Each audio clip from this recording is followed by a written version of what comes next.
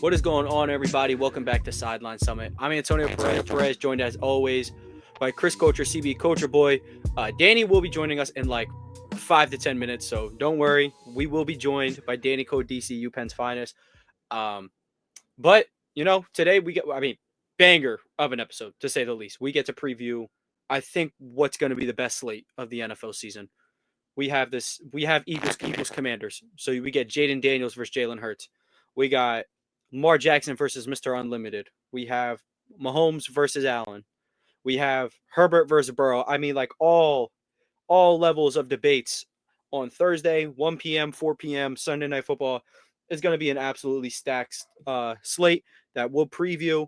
But of course, before we get into any of that, remember, leave a like, subscribe to the channel if you're new. If you're listening on audio, please leave a like, 5-star review, comment if you can, download the episode if you really enjoyed it. But of course, we're going to start with Summit's Plummets. So I'll go right to Chris. I would say, my Summit is that I get to watch Ravens football on a Sunday, which is exciting because that's one of my favorite things to do. That's my first Summit. And then my next Summit is that I'm going to see John Morant in December against the Mavs. And then next week I'm going to see Pelicans Mavs, which is unfortunate because Zion's be out. But I'm excited to go to another game. Who isn't out for New Orleans, dude? Literally. But Yves Missi, he's playing. And I'm a Yves Missi fan. I hope y'all know. I did say he'd be one of those big men. One of the big men. One of the. Yeah. I would say easy Summit is I'm going to a Sixers game. And I don't have to watch Paul George or Joel Embiid. I don't get to watch Maxey, which kind of sucks. But for real, I'm happy to watch. I get to watch Donovan Mitchell, who is one of my favorite players, and I think easily one of the most underrated players in the NBA. Like when we're talking top shooting guards, it's not. I don't think it's a two-man conversation. I truly don't. But I get to watch Jared McCain, who's easily one of my favorite players, and just one of my favorite people. Like just like a great vibe about him. I'm probably gonna watch his career high tonight. Hopefully Kelly Oubre, learns to pass the ball. And then my other one, it's kind of because I remember when the Hawks traded for Dyson Daniels, and first thing I do is go to Chris. I was like, is this like warranted? Like is Dyson Daniels like really that good? And it was he kind of got caught up in the mix of a bunch of other good defensive guards. And while the the on-ball, off the dribble creation could still use some work. Granted, he was playing the Celtics last night. It's not going to be amazing, but he went in there. Him and Jalen Johnson led a Trae Young-less Hawks to a win over the Celtics. And Dyson Daniels has been an absolute monster on the defensive end. So it's kind of good to see someone I didn't think so highly of. It seems to be panning out for him. And I like that. It's a little different from, I think, the pairing of him and, last night it was him and Jalen Johnson, but him and Trae Young so far is that, like, it almost reminds me if like DeJounte Murray, like, didn't lose the defensive aspect of his game that was so beloved in San Antonio. It's like Dyson Daniels brings over the defense to Atlanta. The offense will grow. Honestly, you can see it from game to game. He's picking up little things. We still got a long way to go, but that the defense is going to be a staple. And I like what I've seen from this Hawks team so far. So I guess really double Summit because it's always good to see. I like seeing teams that got some of my favorite players like Jalen Johnson and Trae Young and Onyeka Okongwu. They're starting to pan out. I do have one Plummet.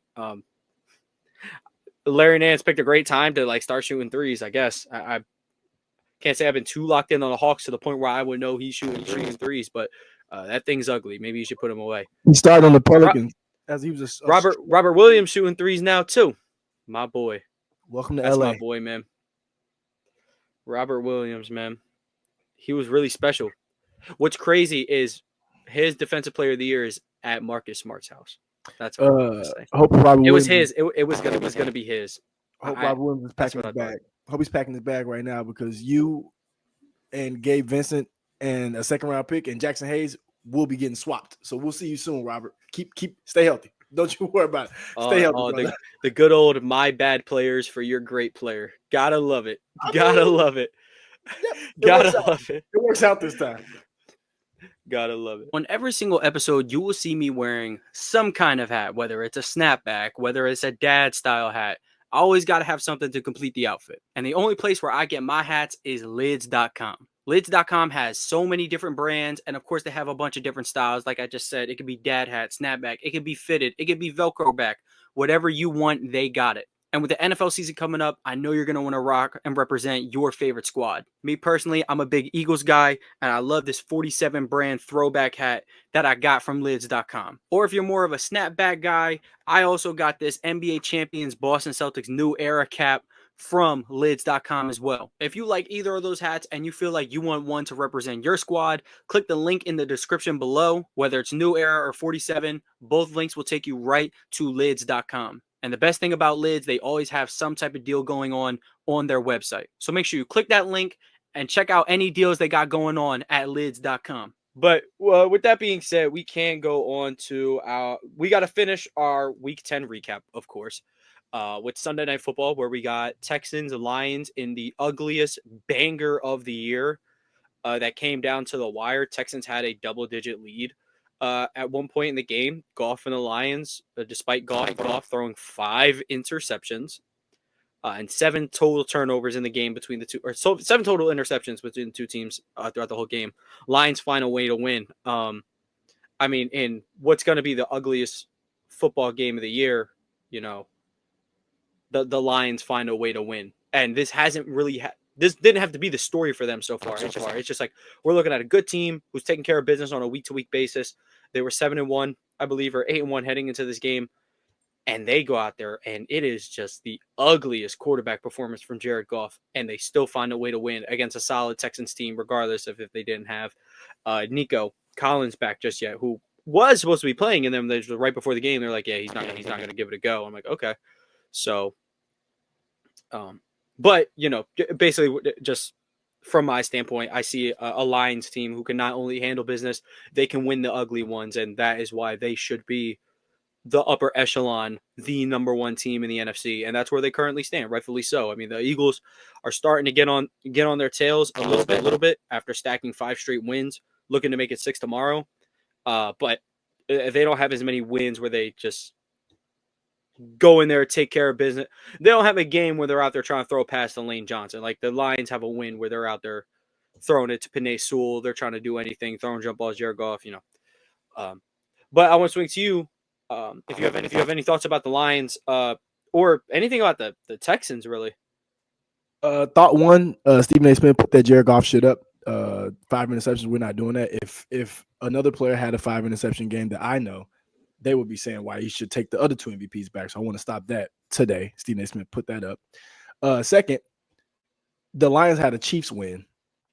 It's one of those wins where everything's going wrong, but somehow, some way, when the clock hits 0, you win. And I think that's the tale of a Super Bowl team. Not saying they're going to go to the Super Bowl right now, but these are the type of wins that you get, you know, like on those ways where it's just you have every chance to fumble it away and every chance to throw it away, like literally and figuratively, and you end up finding a way to win.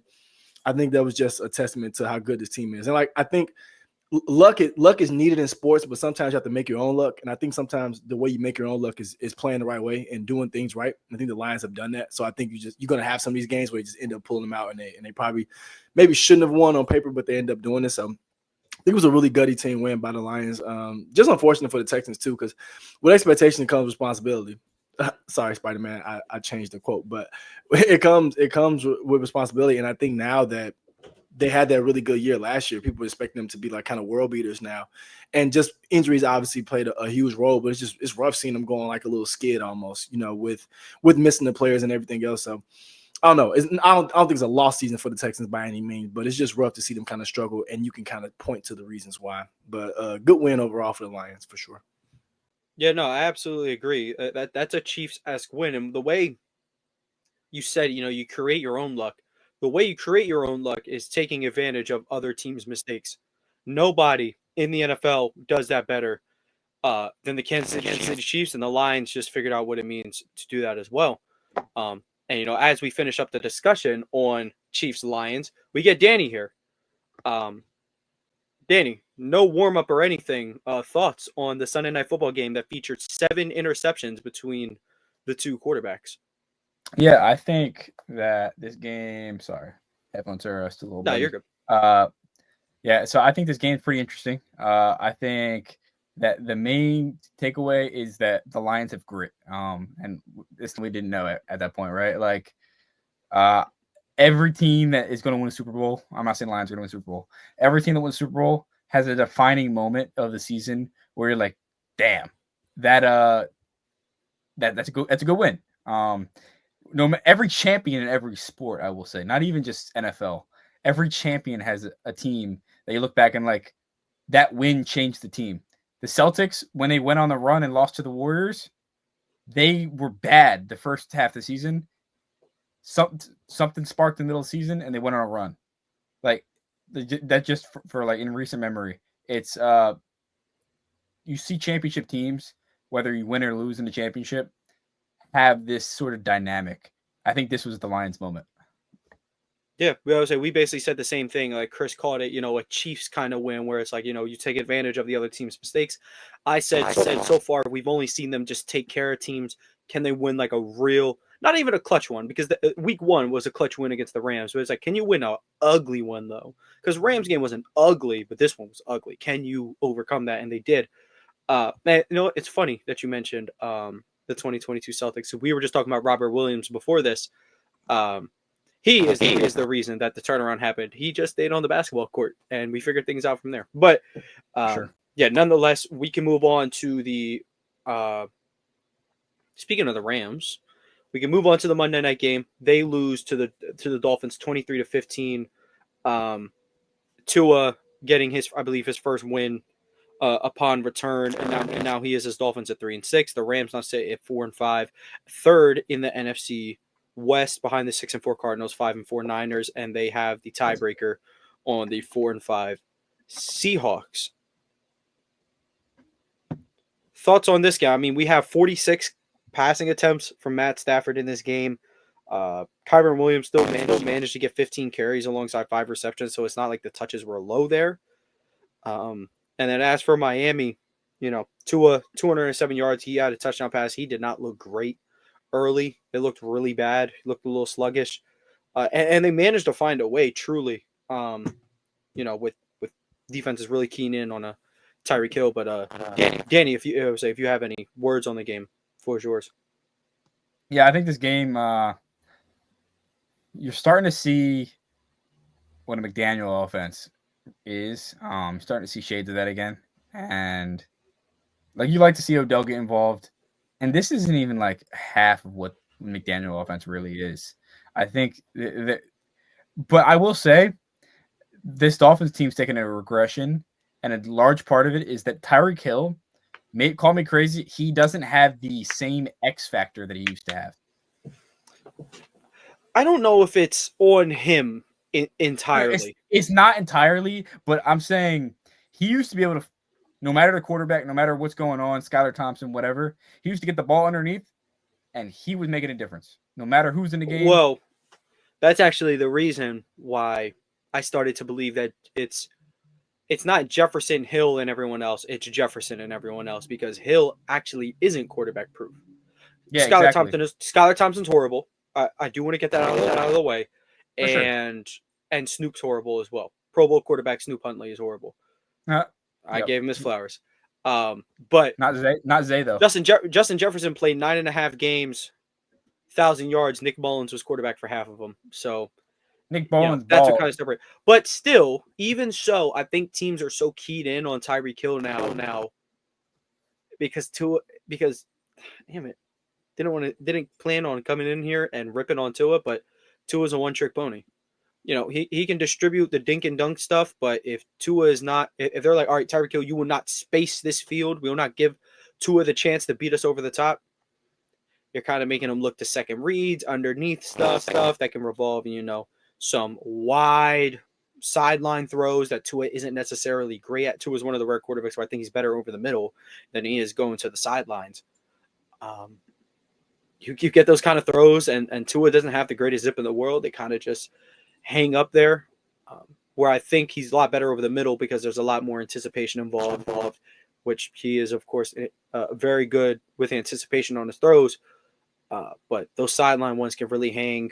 Getting Tyreek Hill out of the picture and making him have to push the ball outside the numbers can be it can be rough. But despite it all, they still win. Over a great defensive performance, they picked off Stafford. I believe 6 consecutive games with interception. And I think 6 weeks ago was when I was like, I think he's like the 6th best quarterback in the league. So, my bad, guys. But Chris, did you have any words on this? Do you have any worries for Tyreek? Do you think the Dolphins can start to stack some wins? What's going on with the Rams? But I was always on the side that Tua is not that good, and I hate saying it now because it kind of feels like I'm just hating on him. But I don't know, bro. I think receivers shouldn't always make quarterbacks, but damn, I think without Waddle and Hill, I don't even see Tua being better than Mr. Trubisky. I know that sounds crazy, and that's really over the top, but I just don't see it, bro. And I think it was an ugly win for them in the sense of when you think of Miami, you think of 30, 40 points. Over this last couple of years, thinking of them being able to put up big points, and I think that just I don't know. They just look very different. They look a step slower as far as how they were just faster than everybody else at a point. Like their team was just faster. They just look a step slower, and I think that's really catching up. I just don't think they're a good team, but this is a good win. I think it's a win that they did need, but I just don't think they're a good team. And for the Rams, I don't know. I think outside of Puka and Koopa, my favorite nickname, I don't.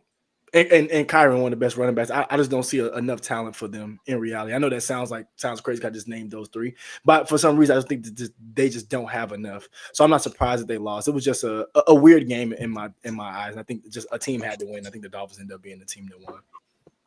Yeah, what I was telling me and Giovanni were talking about the top 5 quarterback, and then who's 6. He was saying he was watching a show and they were leaning towards Stafford, and I was like, I used to lean that way as well. But Stafford, especially this year, it's a little bit too much inconsistency. The big games, Matt Stafford will be there. He's got you.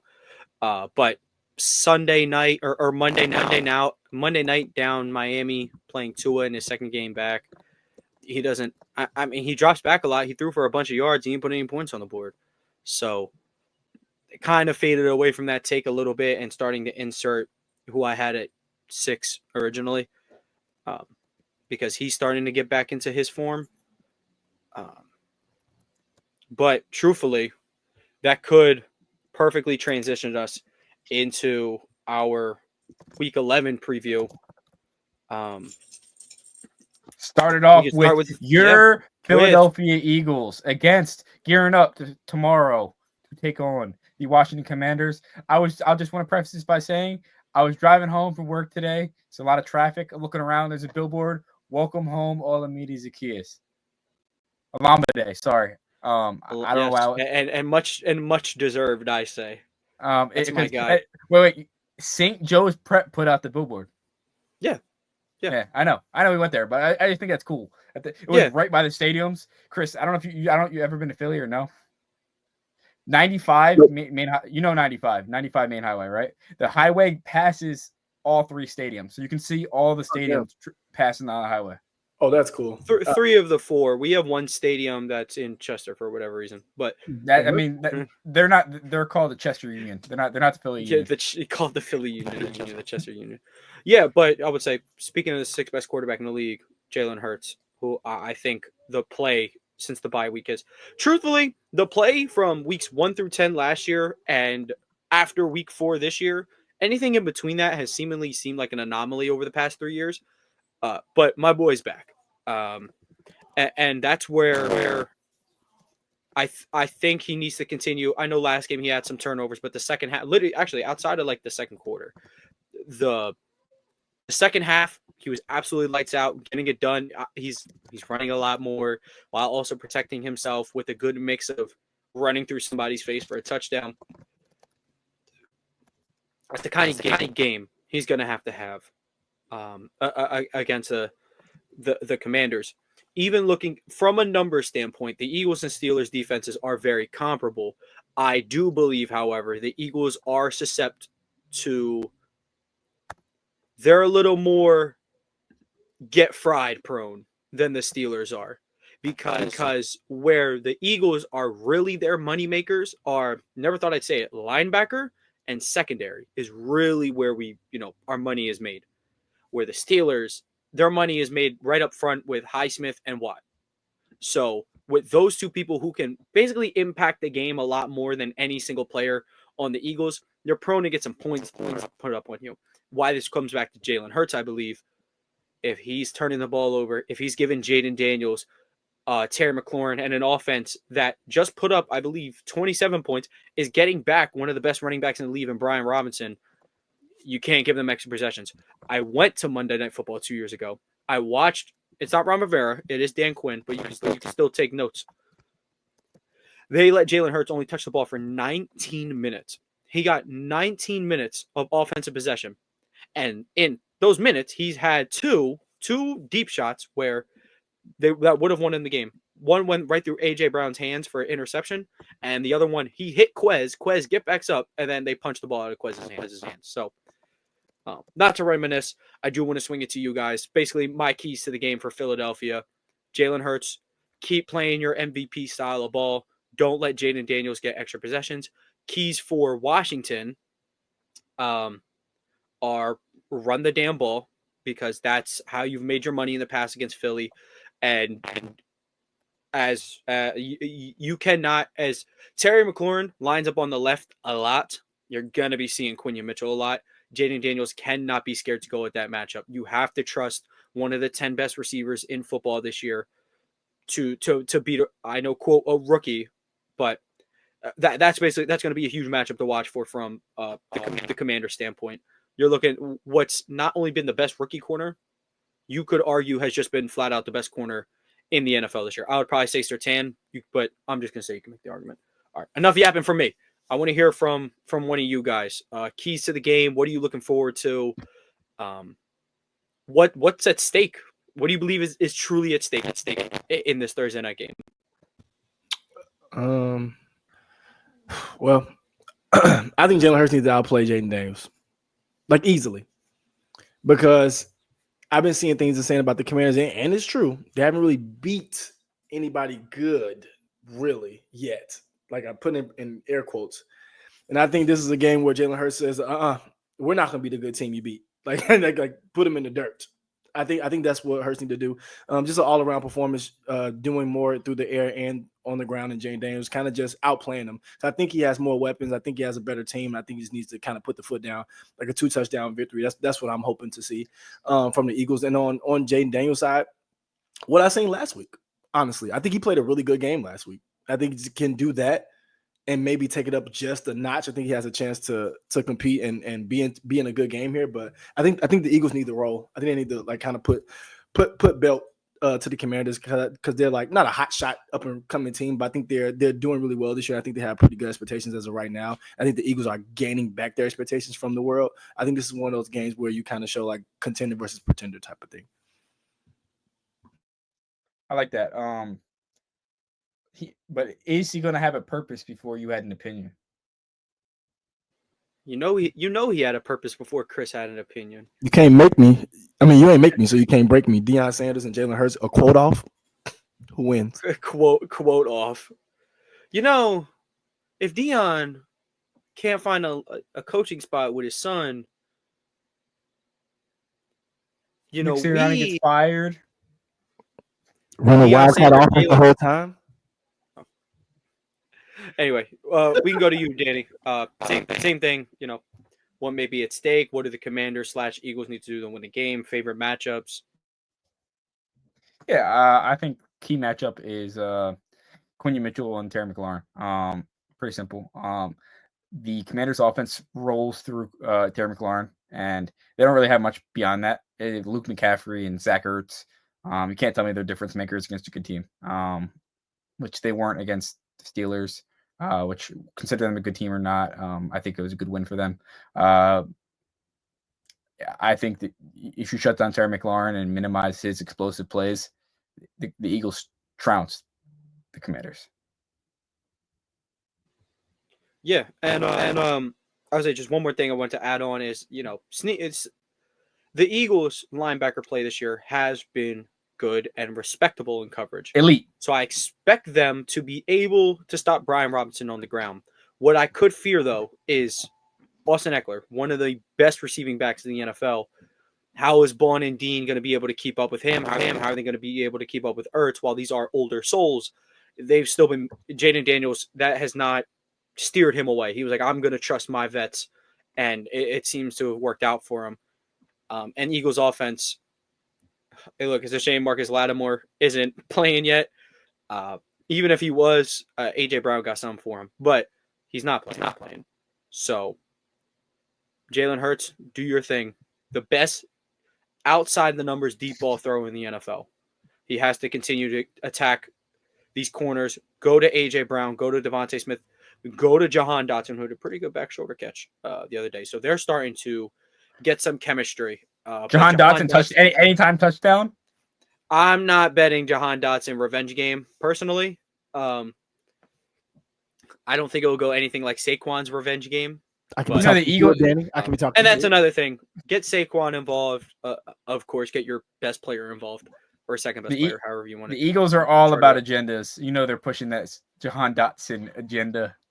I'm sure the Commanders are chalking up Olamide Sakia's revenge game. For Marcus sure. Mariota revenge game. Jaden Daniels, sit this one out, buddy. Easy two-legger right now. Olamide. Olamide Olamide- anytime. Jahan Dotson anytime. We might have cooked.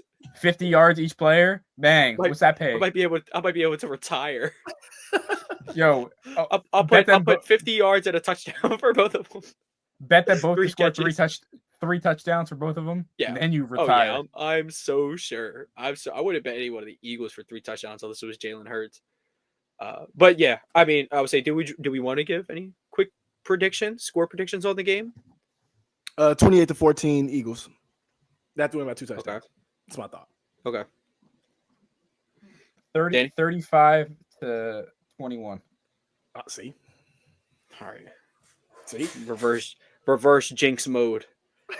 I got Commanders 28-24. I knew it. In a very Did he believe it? Look no, at him. I truthfully believe. Okay, not even not even try to laugh at the Commanders. Like I truly do see them as an equal to the Eagles this year. They just might have a little bit of matchup problems. Let me give a real prediction. I'm going to have the Eagles 27-20 in this one. Again, I can see the Commanders forcing the Eagles into some field goals, forcing them, to punt in some pretty nasty situations. But at the end of the day, you got to line up against AJ Brown, Devontae Smith, Terry McLaurin. You got to come see Quinyon Mobe. So again, take my opinion with a grain of salt. What everyone else said here is way more important, and I'm just a biased Eagles fan. Now we're gonna have a very fun activity here. The next game we're going to talk about, it could easily be game of the week, Steelers-Ravens. And Oh my lord. this essentially is going to work like relationship therapy. Each of you are going to say one nice thing about the other team and what they have to do to get the win this week. I'll start. Go ahead, Danny. Lamar Jackson has been god awful against the Pittsburgh Steelers and only the Pittsburgh Steelers his entire career so far. And I'm a big Lamar Jackson fan, so it takes a lot for me saying. He has not played well against the Steelers in a single game. Let's be completely honest. But that's where it needs to change. The Steelers have they've been very vocal about this. What they did to kind of focus in on Jaden Daniels and what they've always done on Lamar Jackson, they call it gap soundness. They want to make sure they're playing their gaps correctly and make sure their edge rushers rush outside and have a sound interior rush up the middle so he can't escape inside. And you have one of your backers spy. That's what the Steelers have always done well against Lamar Jackson. The difference is Lamar Jackson hasn't had Derrick Henry. You even had a guy up the middle who can just hand it off, get 4 yards. He's had Justice Hill. He's had guys Just Edwards, that James Mark Dobbin Ingram. for a game. Mark Ingram. Don't forget. Mark Ingram, Mark Heisman Ingram. package. he's had Robert Griffin III running the rock. Come on now. Yeah, they were doing anything under Craig Roman, dude. Yeah, so so with that in mind, I think Lamar wants to do 2 things. Number 1, get Mark Andrews involved early. He's an elite tight end. He can just sit down and he's free yards, so to say. Take your shots to Zay Flowers. The Steelers are going to try to minimize your shots. Take your shots, though. The Steelers are going to play. They've been key to being these bend, don't break defense. Take 3, make them try to beat you by playing 3. And that just doesn't work like touchdowns against the Steelers to win.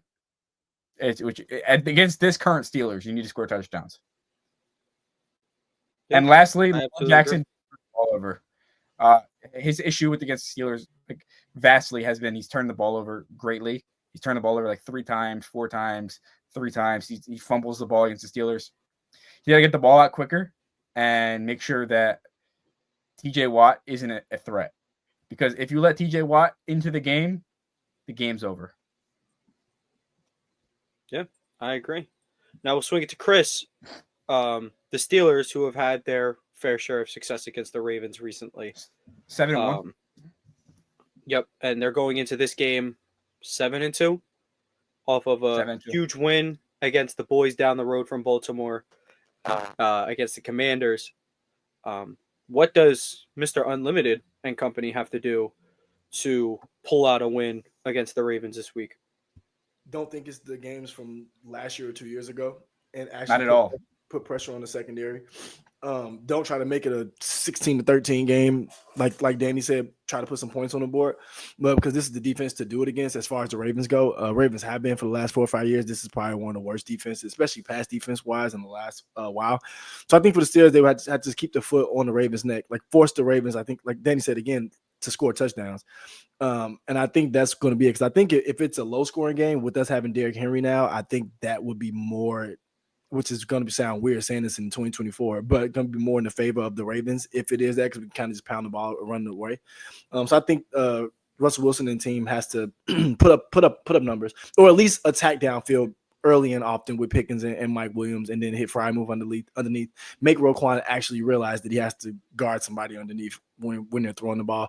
Doing stuff like that, just keeping those guys active and out of the way for the big time shots. So I'm excited for this game, because I think it's a different Steelers-Ravens games than we're used to. Me and Danny are used to seeing over the last 3 or 4 years. It's literally like damn near flipped almost, like as far as how it is. So I'm just excited to just see what they do. But like I said, I think the Steelers just have to put pressure on the Ravens consistently. Like, don't just try to get into 2nd and 3, 3rd and 1s. Like, push. If it's a 2nd and 3, take a deep shot every once in a while. Like play how they've been playing. Don't tailor it to the opponent. I'll tell you that one thing, you might think it's a different. The score is ending 20-17. It's coming. Yeah, I got 16-13. That's my thought. I would say these games remind me a little bit more of like the 2010s matchup when we got Flacco and Ben and the Killer Bees. Like, the scores would, they would get up there sometimes. But in the weirdest way, Russ is literally like a 30-year-old Ben. Like, he's just putting the ball up there, letting them make plays. Like, he's more like Ben after his arm got shot. But I know Russ has an arm still. Like, I mean, the arm is still on him. I'm talking in terms of like mobility. George Pickens, save me. Big Ben would have played one more year if he knew he was getting George Pickens. Russ is an all-time psycho. He's letting Van Jefferson try to win jump balls. Look, bro, he trusts his guys, and that's one thing about Russell Wilson that I've really liked since he's became the starting quarterback, is his ability to trust his guys. Mike Williams came off the bench, no warm up, go catch this game winner, and he did it. And it's like, the important part of this matchup is it's the red hot Lamar Jackson looking to get back-to-back MVPs against the one team, the one coach that seems to have his kryptonite. It's not really a quarterback marquee matchup, like the other ones we're going to talk about, like Daniels and Hurts and Mahomes, Allen, Herbert, Burrow. But what if it is, though? What if Russell Wilson stacks another 250 plus yard, 3 touchdown game? Like, and on top of that, where last year the stats were fine in Denver, or I'll even say this, the stats were good in Denver, but what the eye test will show you is that Sean Payton didn't really trust them all too much. Now, Arthur Smith trusts him. Mike Tomlin has trusted him from day one in promising that he would be the starter if he's healthy, which he's come through on, and it seems to have paid dividends. So what if we are getting vintage Russell Wilson back for good? Now we have a quarterback marquee matchup, and that's the way this could go. My only fear for the Steelers, again, I like all the points you guys made, so not to rehash on any of them. The Steelers are playing the best iteration of Lamar Jackson I have ever seen. This is the best he's thrown with anticipation, the best deep ball that I've seen from Lamar Jackson yet. Running is as good as ever. And to top it all off, even if they didn't have Derrick Henry, it's a experienced now Zay Flowers and an offense that hopefully won't throw a jump ball to Nelson Aguilar to close the game. So there's different options to go with. Last year, I mean, they threw a jump ball to Odell. That was crazy. But now instead we can hand it off to Derrick Henry. We can trust Zay Flowers with a intermediate short crossing route. Get him the ball. He's gonna make people miss. So it'll be really interesting. Of course, because Zay's also going to line up in the slot. Porter can't go with him. We'll see how Elliott. We'll see how Tracy.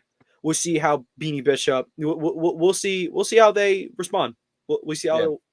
Okay, I'll say I can get it started this time with score prediction. Oh, do you have another point you want to make? One key: Cam Sutton is back. He came back last week. He looked pretty good. The Lions signed him to a 3-year, $33 million deal. He was a pretty above league average corner before he committed domestic violence. That's all I'll say. Okay, something to watch for sure. Give me Nelson Aguilar 3 touchdowns on his dome top, because we don't respect guys like that around here. I agree, but damn. I'll say I want to get started with the score predictions. I'm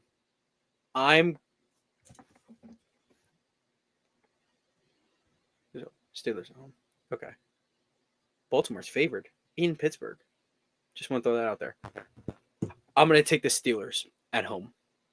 And then the next time we get around to this conversation, I'm going to pick the Ravens because they're home. But I'm going to take the Steelers riding a crazy road win in Washington. Be damned if that was a road game. If anyone saw it, the terrible towels were out. There was more terrible towels than burgundy in the stadium.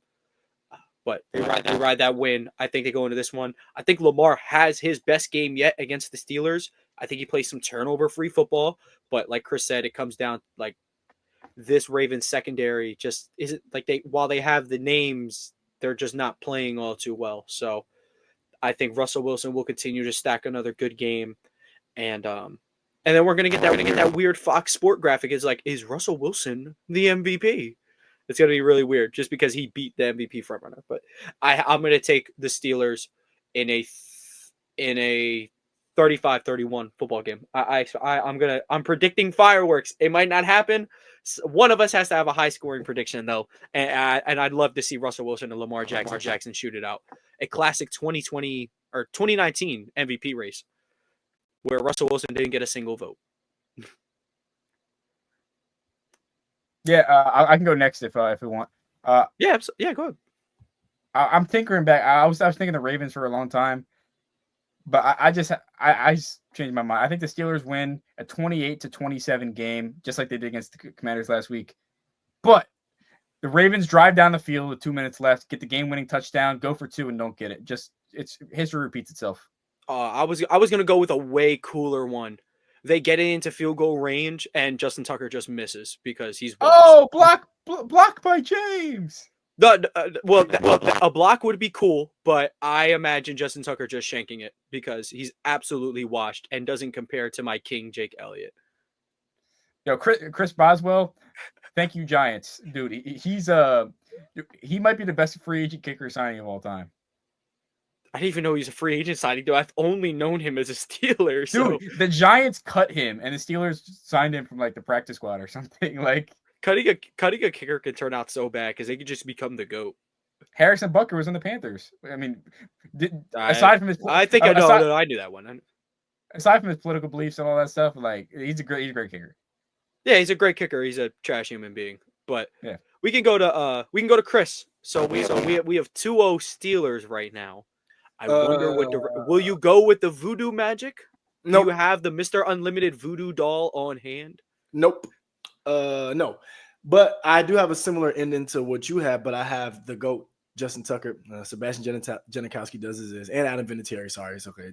The third GOAT after them two. Well, Tucker is better than those guys. You think he's better than Vinatieri? Vinatieri was just clutch. Vinatieri has the most like bonehead misses you'll ever see. That's true though, but clutch does. Okay, all right. We'll get that I'm later. talking like kicker. It's real easy to be subjective because it's just like who made the most kicks and who did it the most accurately. No one comes close to Tucker. So Yeah, that I get your point though. Vinatieri has like the coldest kick of all time. And I think Janikowski has one of the coolest kicks. Is a lefty kick. I think it's cool. But outside of that, He's tubby. He's automatically out. I'm afraid. I have a better. I have a different ending, but similar way we get there. It ends 31-28. Ravens. Justin Tucker hits the field goal to win, and this is what breaks him out of the slump. And this is what kicks our defense off into being good. I know they gave up 28 points, but they're going to make a big play. They're going to give us a chance to kick a field goal. So I think it's going to be 31-28 Ravens. Either that or 28-7, we get our ass kicked. It's one of those two things going to happen. These are going to be really, really close. 28-7. Yikes. So I'm thinking 31-20. I think it's going to be really, really close the whole way. I think a field goal wins it for either team, but I think I'm going with the Ravens to win it by a field goal. I do want to make one key note. I think Minka Fitzpatrick is the key X factor in the game. He is something that can put Lamar on spy. Him and Patrick Queen can put Lamar on a spy. I mean, no one can really contain Lamar Jackson, but if you're going to have two players to go follow Lamar Jackson around, I think these two players are some of the best to do it. Danny, hold fast. I want you to go back and look at about 3 years of Patrick Queen trying to spy somebody in Baltimore. I can tell you, those feet move sometimes, but those puppies, when it's on a player with good wheels, oh boy. I thought we were. Minka's my real X factor there. Minka's the guy. I thought you were gonna say Minka's the X factor because he's just gonna have to take Zay Flowers' head off and just completely eliminate the pass game. But because Zay Flowers, slowly but surely is truly becoming one of the best receivers, I think, in the NFL. Like he's the after the catch. Him and the rest of his receiving core lead the league in average separation per route. And that's he's 5'9". That's a testament to his speed, elite route running, and of course the play designs and throwing people open. That does exist as well. So I am so happy that Eagles play on Thursday. Hopefully they win. Now I can go to a stress-free Sunday and just watch back to back. I had last week. We can move to our next one. This one is as quarterback marquee matchup as it gets, and we only know classics out of these two guys. It's Mahomes and the Chiefs, Allen and the Bills. Does anyone want to start, or do you want me to get a kick? Just talk about what I'm looking at in this game. Cue the highlight film. Make a documentary about this series. Make a documentary about this rivalry. It's going to go down as Tom Brady versus Peyton Manning, as Michael Jordan versus Chew. Exactly. He has no Mike. Nobody looked Mike eye to eye anyway. So exactly. At least in that era. Well, Isaiah Thomas, but no, I would say I find myself debating that every single day. It's like, okay, Mahomes is Brady. And I keep thinking, I'm like, okay, Allen is Manning, or Lamar's Manning, and the other one's Breeze. I'm starting to think they're just their own thing. Allen is Randall Cunningham, man. I'm starting to think they're just their own thing, bro. That's really, really hot. Like, there's Brady, there's Manning, there's Breeze, and Rodgers, or Rodgers, Breeze, however you feel. But like, I think it's like Mahomes, and then those two right there on special occasions right there. But, for the most part, you'd rather have 15, I don't know. On those special occasions, I'd rather have 15. Well, that's kind of unfair because I was referring to like their special moments in comparison to how Patrick Mahomes looks right now. But you get what I'm saying. I would say when everyone's at their most special, I think we know who we're taking. But I guess, to start this game, what I'm really looking at, Mahomes has been playing some cleaner football as of lately, which I think everybody could see coming after, the bozo unlucky interceptions were out the way. So he's going to have to continue to play some turnover-free football if he wants to win. As always, you cannot give 17 more opportunities. It goes vice versa. While Josh Allen only has 4 interceptions on the year, the interceptions have picked up a little bit. I believe he threw 2 last week. He knows better than anybody. If you turn it over at any point in the football game, 15 will make you pay. So obviously, basic key for them is just don't turn over the ball. And where the marquee matchup I'm really looking at is how is this Bills secondary? How is Sean McDermott going to handle a Chiefs team that is starting to pick up steam? Kelsey is starting to be Kelsey, for sure. He's starting to look like that guy that just freelances out there. Mahomes seemingly knows where he's going to be at all times, and DeAndre Hopkins is really starting to find his footing for the red and yellow. That's going to be my key thing, because if they can't guard those two, Mahomes will absolutely show up if Lamar, Allen, Burrow, Herbert is on the other sideline. He's going to be at his best. So the Bills defense needs to be absolutely on their toes in this one. Dude, I'm so excited. Like, I can't tell you how excited I am for this game. I think record-wise, I think this is the best this two have ever seen each other in the regular season. We're talking 9-0, 8-2. So I'm super excited. I do want to go to Chris, being the Lamar fan, looking at the other two quarterbacks in the top three. What are we looking at in this one? Mahomes is going to beat down the Bills, and it's going to show why it's Mahomes, Lamar, everybody else next. That's my opinion on what's going to happen. I think mainly because what you said, the Chiefs just round into form. DeAndre Hopkins came in there after one game, and the next game just like he's been there for 4 years. I have no clue how they do it. I do know how they do it. I just don't want to say the word BM and use something that rhymes with crack jagic and say that word because we know what it is. So yeah, I think the Chiefs gonna go in there and handle business. I think the game for them to lose was last week, and they found a way to block a kick at the end. So there's no beating this team, unfortunately. So sorry, Josh Allen, you're gonna run into the same bus everybody else did. I think the worst part is that I think the Bills are really good, but I think they're just catching the Chiefs at the wrong time. But the Chiefs just rolling at this point, and I think this could be a game that just helps them kind of continue to steamroll and keep going. So I see them kind of beating them down, honestly. Yeah, I wish I didn't see the same way, Chris. I think that Patrick Mahomes is he's only getting better touch with DeAndre Hopkins. Travis Kelce's only looking better. They're gonna get Pacheco back in probably a few weeks or a month or two. Like I was just about to say that too, Danny.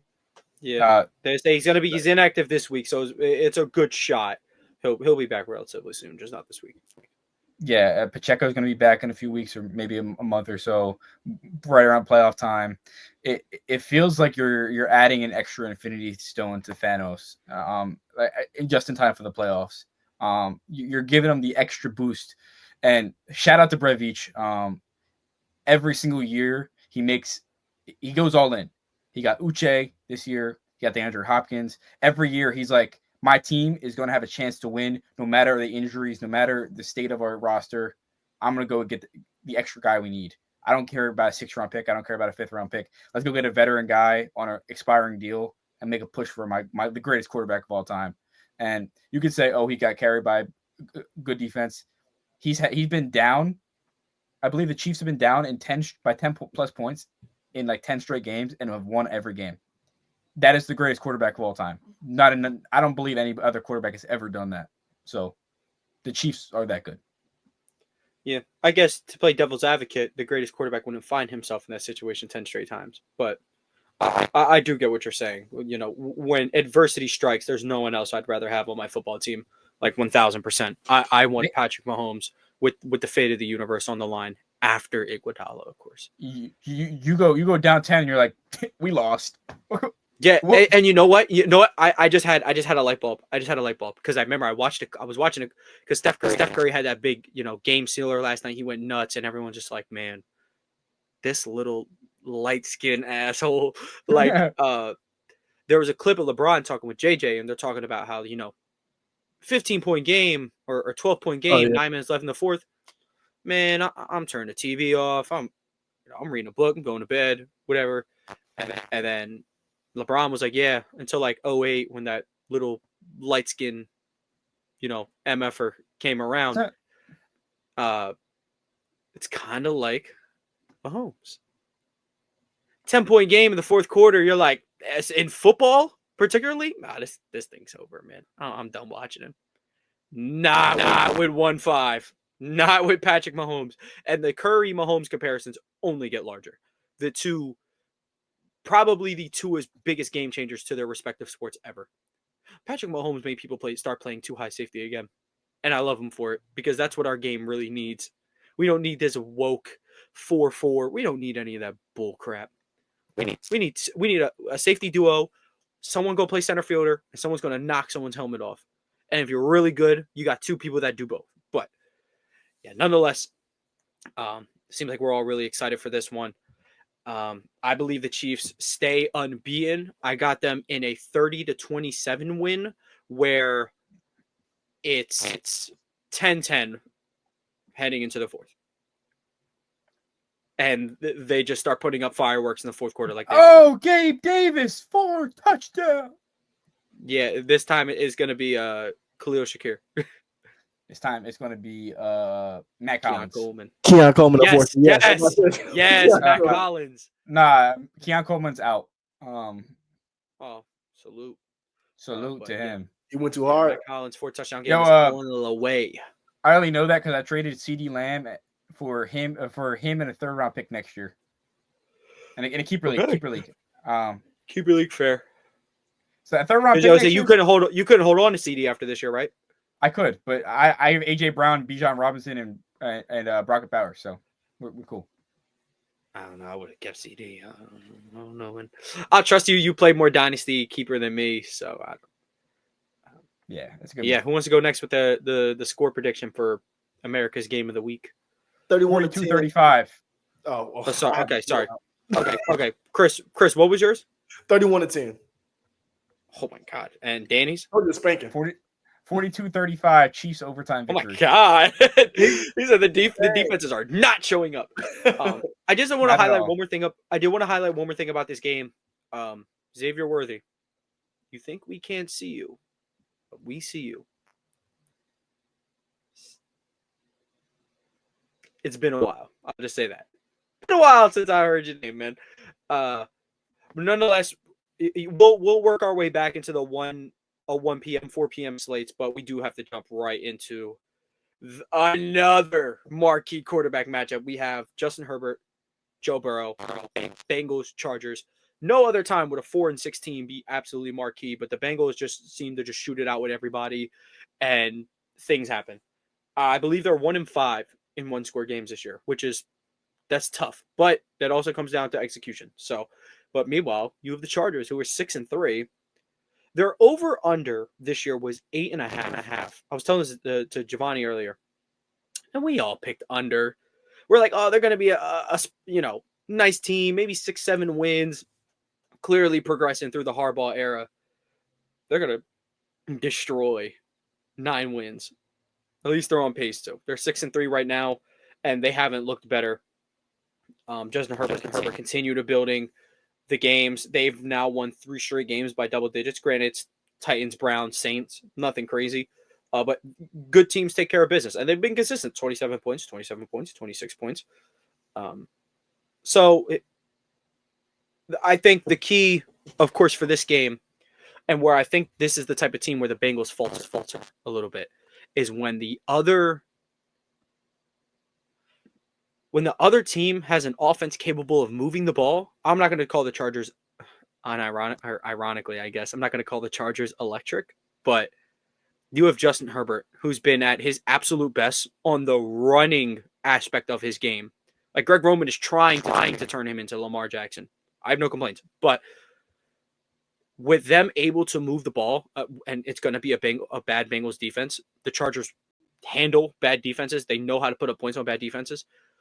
Along with the Chargers' stout defense that I'm not saying anyone has really given the Bengals troubles this year. I guess the Eagles have and the Patriots. But if the Chargers' defense can slow them down even a little bit, I could see the Chargers having a big day offensively. I'm really looking forward to see I think it's going to be Slater against Hendrickson, who leads the league in sacks. That's going to be a huge way. If you could protect Herbert's blind side, Ladd and Quentin Johnston and Will Disley, I guess, are going to get open for Herbert. It's a matter of just them catching the ball, which will make or break the game. And then as for the Bengals, better hope you win a shootout.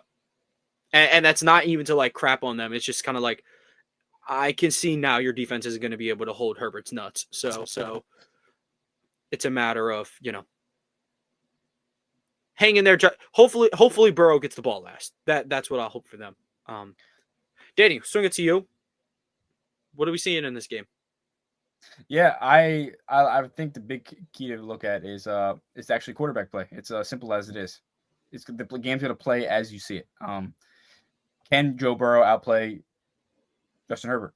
And I think that this time he does. I think they've played him frequently. I think that the Bengals have everything to win, and they're playing with their backs against the wall. And Joe Burrow's the type of quarterback to rise up in that instance. And the Chargers, not going to say they have things to lose, but they have more. If they lost the game, it'd be okay. Their season's not over. If the Bengals lose and are 4-7 going into their bye week, where they got the Steelers, they have to run the table, and they play the Steelers twice, right? Play the Steelers twice. The Cowboys. Look, they have a schedule. They have a schedule where they could run it. They have the Cowboys, the Titans, the Browns, the Bengals, and the Broncos, but they have the Steelers twice. Not sweeping the Steelers. Don't care how hot they are. They're not getting Tomlin twice. Not this year. The Steelers could be playing their backups with a wild card, with the 5 seed or the 2 seed in the AFC locked up going into week 18. That's fair. Yeah. Albeit that this game is a must win. You can't have 7 wins and be forced to run the table, because look, you get one more loss after that. I got the Bengals in a close game. I haven't put up 31 points. Okay. So what, like 31-28, 31-27, something like that? 31-21. Okay. 31-21. Okay, so the Bengals defense comes up to play a little bit. Okay. Chris, what are you thinking? These are the respective 4th and 5th best quarterbacks in the league to many. What are you hoping for in this game? What I'm hoping for is for Jamar Chase to continue to make the Bengals stretch their wallet. So I want to see Jamar Chase go ridiculous. And then I want to see Justin Herbert have a good game. He's beating the Roma allegation right now, so he's all right with me. It takes a special level of guy. Boy, does it. You tell me. I had backfields that had Gus Edwards, Pat Ricard in it, and Charlie Kolar, and then we didn't even run the ball. So yeah, trust me, I understand how that works. But yeah, I think this game goes to the Bengals. I think just Burrow kind of solidifies that better than Herbert thing. I don't know if it solidifies, but I think in this game he plays better than Herbert, and I think he outduels him.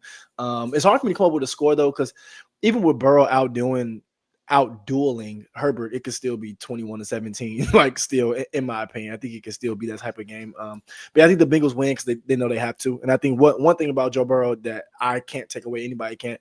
He's usually clutch, and he plays up in big games in from what I've seen. So I got them winning a close one. I'll say 24-21. But I think Evan McPherson makes the difference in this game. I love kickers. I do love, and I love betting kick points. It's my favorite thing. So I think McPherson makes a difference in this game for sure. I think Herbert FC will be celebrating after this one, because whenever Herbert's lined up with somebody he's commonly compared to on Sunday Night Football, gets real nasty. Just ask Tua. Not saying Burrow's obviously a lot better than that. And this is going to be a really good one. I got the Chargers winning. I'm going to go 21-17, 21-14, something of that caliber. I really think the Chargers defense is going to step up. And alongside that, Herbert and the Chargers are going to be able to, maintain drives with a run game, obviously with Dobbins and Gus Edwards, and now Justin Herbert, which has been a really pleasant surprise. I can't put emphasis on it enough. But what I do believe is the combination of Bills losing. Not saying if Allen does play a bad game though in the 425 slot, and Herbert goes out there and beats Joe Burrow in a shootout where he looks good, we're talking a world where we're getting down to like it's Lamar and Herbert for the award, and that would be really cool. Like it really would be. But the MVP doesn't really, well, I guess the MVP does work like the Heisman, but the MVP has become very resume based. Who have you beat, who have you lost to, how have you looked in wins, losses, things like that. Which I kind of like that. It makes MVP Herbert a little bit more human, but it does only break it down. Herbert doesn't have the gaudy numbers. The numbers are fine. If you look at the advanced analytics, that's where he's going to pop out the most. And granted, if we want to go the MVP route, like most valuable route, he's for sure going to win because like Lamar last year. Lamar's numbers weren't absolutely phenomenal last year. Place any other quarterback in that situation last year. Man, I don't know if they get 9 wins. Like besides Mahomes, yeah, you lucky to be like sniffing 8 wins. So you'd really have to go like the MVP route. Most valuable coach. Are we talking about are we talking about Harbaugh? Because Harbaugh, I was actually dude. telling Giovanni. Well, yeah. When I was talking to Giovanni, he was like, "Give me like your top 3 candidates for Coach of the Year." Tomlin, Harbaugh. I said Tomlin was my 4th because I thought the defense has always been good. It's kind of just like he got a better quarterback, but that's not really everything. If he's your Coach of the Year, I'm not fighting it. That's the point. I had Jonathan Gannon, I had Jim Harbaugh, and I had Dan Quinn. What Dan Quinn has, this is easily the best display of coaching I've seen from Dan Quinn in his career. Same with Jonathan Gannon, and Jim Harbaugh is just nuts. Like, so I thought I was the biggest Herbert fan on the planet. I'm not even close to this dude. I don't know if y'all saw the mic'd up. He's talking about, he's telling the referee, he's telling the coordinators, players, he's like, dude, Justin's such a beast. I'm going to start calling him Beast. Half man, half beast. Beast Herbert. All because he ran in that 4th and 1, or like the 4th and 1, like 5-yard touchdown where he cut back and ran through somebody. And then there was the one where he was about to get strip sacked and he kind of just like held on long enough to like get a throw off to Disley so it wasn't a fumble.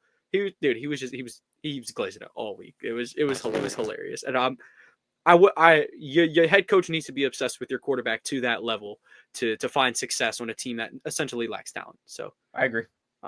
Yeah.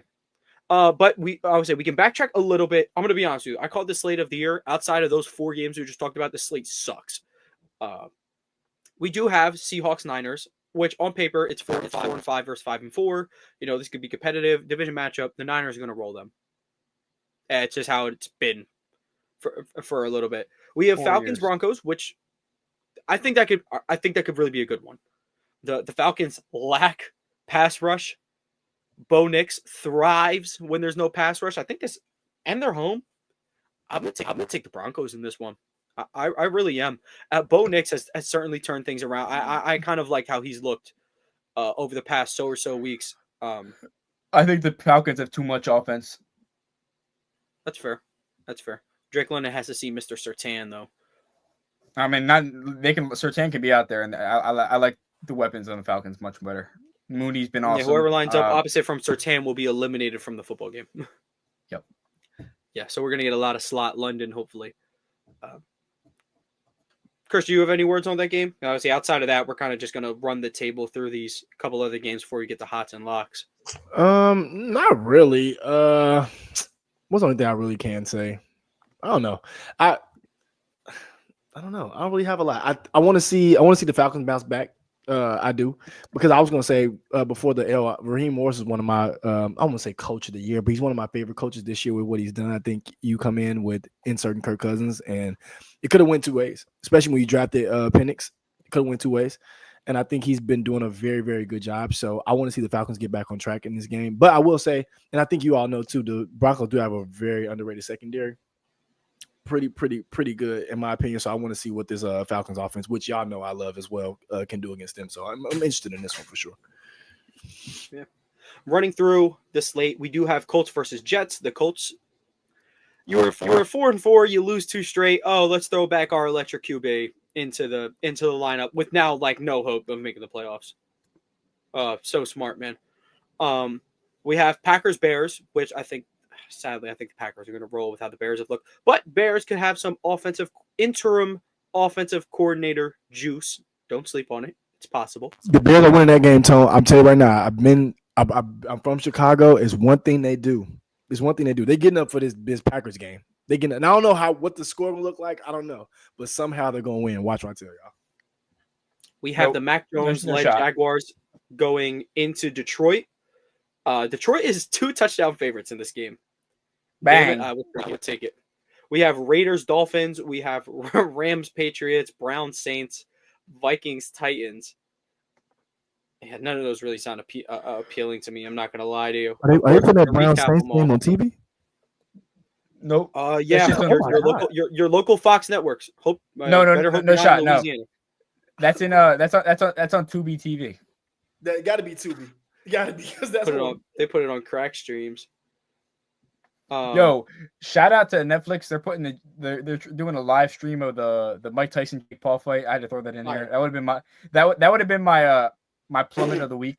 I think that's so Plummet. cool. I think it's kind of cool. Bro, They got a 60-year-old fighting a dude in his 20s or early 30s. That's awful. Danny, you tell me this right now. At your age of 20, 21, 22, would you stand there and take a punch with Mike Tyson? No, Cool. but Jake Paul is an elite athlete. Cool. Yeah, I'm Elite cool. He got Yeah, size on him, and he's been Yeah. professionally boxing for some time He now. is an athlete, but I will say this: I don't think anyone with the punch of Mike Tyson has punched Jake Paul yet. Yeah, but no. Mike Tyson's punch Yeah. now is like Very you different. punching, like it's like you. He's so punching shot, bro. somebody He might with dislocate frame. his shoulder the first time he tries to swing at Jake Paul. Possibly. I would say, Yo. and we were actually at the Sports Business Summit. That's when, like, I kind of knew Jake Paul would beat him anyway. This dude's a senior citizen, but the way the guy we were talking to described it is like Mike Tyson, like, showed he was not capable of boxing like 25 years ago when he retired. So now let's zoom 25 years into the future now, where we are now. Is he supposed to like get his juice back or whatever? Like, not exactly sure. Jake Paul, I think is a respectable boxer. He's He's elite fine. professional. But He's not. It's not like he's fighting anybody crazy, but at the same time, he's dominating. So I mean, look, they went toe to toe with like an old retired Floyd, and Floyd's Floyd. Yeah. So, but enough about Jake Paul and company and whatnot. sorry, I had to make that a point. That would have been my plummet. Dude, you're cool. We're in no rush here to get into these hots and locks. I'd actually like to go first. Because I mean there's so many juicy locks on the schedule that I am plucking that Lions Jaguars one. So that's gonna be my lock for the week. And then my hot will be, I don't know if the Chiefs can be a hot. They're 2-point underdogs. I'll stay away from those games. I'm gonna go with Colts over Jets as my hot take. Jets are 4-point favorites at home. I think Anthony Richardson comes back with a little bit of extra juice. Gives Aaron Rodgers and them like a 70-yard touchdown in the ugliest game you'll ever see. I'm rooting for the kid. Y'all know that. Damn it. You were going to take that one? You were so locked in with the Bears, I figured you would want that one. True. That's fair. I'll give my lock. My lock is the Vikings over the Titans. I think the Titans are getting ready to draft Shedeur Sanders. They're getting ready to draft an elite quarterback coming out of the draft. You mean the Titans? Yeah. Yeah. You said I thought you said Vikings. Maybe I misheard. I said it's my drafted somebody. Oh, yeah, I mean, they could draft somebody else. I know. But I guess if they want. But yeah, and for my hot take, give me the Seahawks beating the 49ers. Okay. See, now that's some real spice because that's not happening. But that's real. No, this is what it's all about. You can't foresee, me knowing Bryce Young understands it. So I saw him winning 2 straight, of course. I don't know, like just vibes alone. Like I just don't think the Seahawks got what it takes to stack with the Niners. But hey, I agree. Based off vibes, I will say I think this is a divisional game, and I think the Seahawks head coach brings something that Pete Carroll didn't bring. I think McDonald is awesome. Yes, so I miss him. Yes, you do. You certainly do, bro. I'll tell you that one. Yeah. We can go to Chris to wrap up the episode with his hot and lock. Ooh, I get to end it off, so y'all know what's coming. Buckle up. You can lock in the good Texas team over the bad Texas team. So I'm going to take the Texans over the Cowboys. I'm going to lock that. For sure. What week are you? Monday. Oh, that's Monday. That's Monday. Right. I was like, because we didn't recap it, so it's like not in my mind. My bad. But My yeah. bad. No. So lock is the Texans. Gotcha. Yep. And my hot. You choosing the Patriots or something? No. Even worse. Up. Close. Patriots wouldn't even really be that bad. Close, Danny. You're on the right trail. Raiders? No, a little far. They thought that Trevor Lawrence was the prince that was promised. Oh no. It's Mac Jones. The Mac Jones-led Jaguars are beating the Lions this week, and I'm gonna tell y'all why. The Lions been doing too good. They used all their black magic last week to win the 5-interception game. They lose this weekend because that's just how football works sometimes. Sometimes you use up all your good black magic, and then you got to lose to the Jaguars to come back to reality. There it is. Snap back to reality. What to go grab? So just to run through real quick, the hot takes. I have the Colts over the Jets. Chris has the Jags over the Lions. And Danny has the Seahawks over the 49ers. For locks, I have the Lions over the Jaguars. Chris has Texans over Cowboys. And then Danny has Vikings over Texans. And that is pretty much everything from us. And I do want to note, I made a suggestion to you guys. I think we will be bringing back NBA Weekly bi-weekly until the NFL season ends, and then bring it back every single week when So I think I would say once the football season is over, you'll have 2 episodes a week dedicated to the NBA, and it's going to be absolutely glorious. Everything in its amazement. Could you imagine 2 episodes a week during the playoffs? I won't have to come here 1 week talking about how the Sixers are going to get swept by the Raptors, and just for the next week to be like, that was dumb. No, you'll see me progress with my take through the week. Yeah. But nonetheless, thank you guys for tuning in. Remember, if you're new here, subscribe to the channel, leave a like if you're watching this on audio platforms. Leave a like, 5-star review, comment if you can, download the episode if you really enjoyed it. AP New Freezer, Culture by Amigos, DC Comics. Thank you guys for tuning in. We'll catch you guys next week.